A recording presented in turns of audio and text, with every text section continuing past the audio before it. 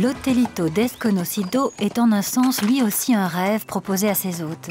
Un hôtel de luxe mais sans électricité, une parenthèse dans une nature intacte au cœur d'un des plus beaux parcs naturels du Mexique.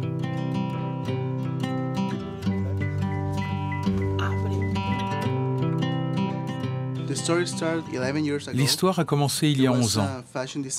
C'est un styliste qui a décidé d'acheter ce lieu et d'en faire un hôtel.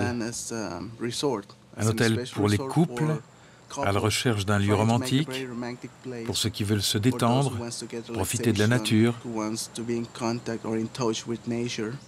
C'est un endroit idéal pour ça.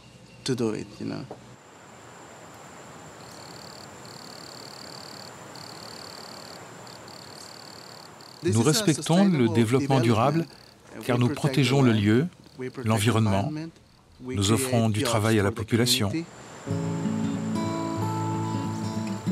Les habitants du village voisin travaillent aujourd'hui dans l'hôtel qu'ils ont construit. Tous ceux qui ont participé à la construction de ce lieu sont des habitants de Cruz a Loreto. Il n'y a pas eu d'architecte ou d'ingénieur. Tout a été fait à la main.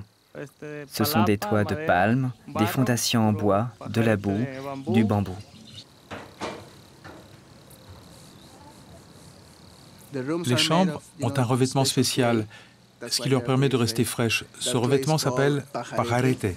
C'est un mélange de terre et d'herbe.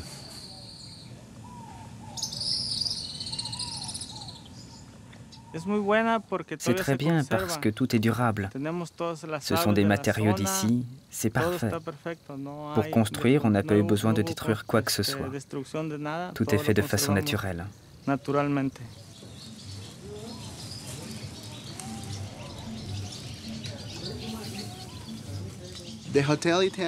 L'Hotelito n'a que 24 chambres. 12 chambres donnent sur l'estuaire, face au lagon, et les 12 autres donnent sur la plage. Si vous voulez aller à la plage, vous devez prendre un petit canot. Il y a une personne chargée du transport.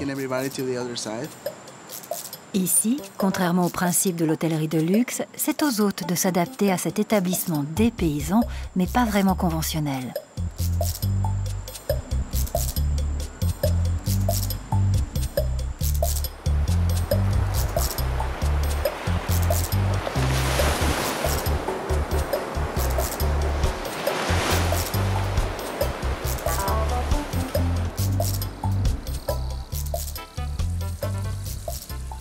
Voici le jardin de l'hôtel. On y fait pousser les fruits et les légumes.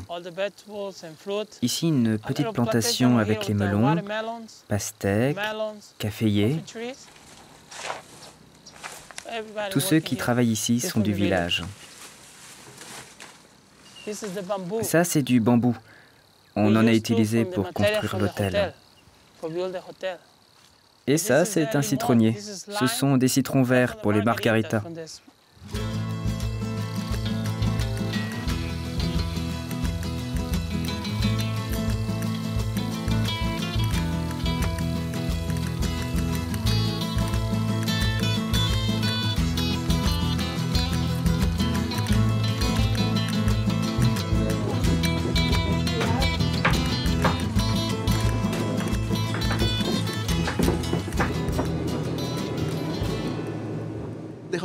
L'hôtel n'est pas censé avoir l'électricité, mais nous en avons dans les bureaux, derrière la réception.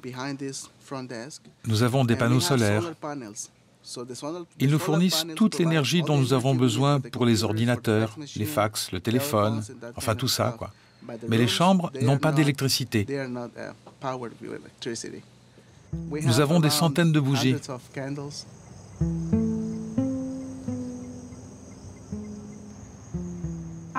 Notre clientèle principale veut faire quelque chose de différent. Que ce soit écologique et préserver la nature, mais ils veulent aussi du confort.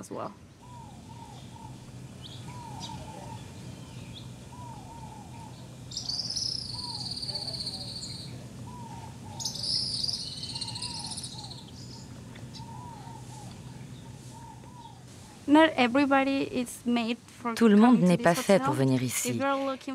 Si vous cherchez un endroit luxueux classique, vous risquez d'être un peu déçu. Si vous venez, vous devez avoir l'esprit ouvert pour vivre une expérience nouvelle. Quand les gens arrivent, c'est un peu déstabilisant pour eux. Ils n'ont pas de lumière, ils ont peur des insectes, ils se sentent seuls. Nous sommes loin de tout. Mais je pense qu'au final, ils sont contents. Pas seulement à cause du lieu, mais aussi des gens. Nous faisons de notre mieux pour que tout le monde passe un bon séjour.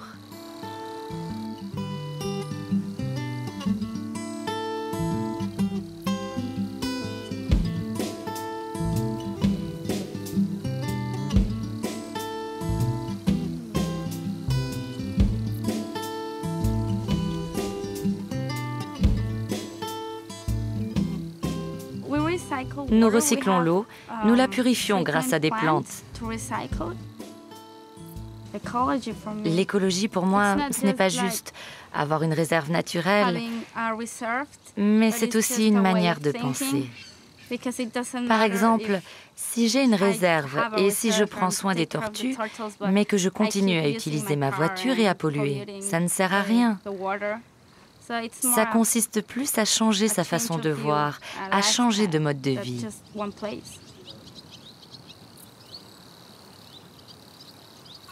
Je suis très fier parce que je suis né ici, à Cruz a Loreto.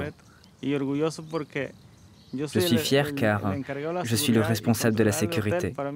Pour moi, c'est grandiose.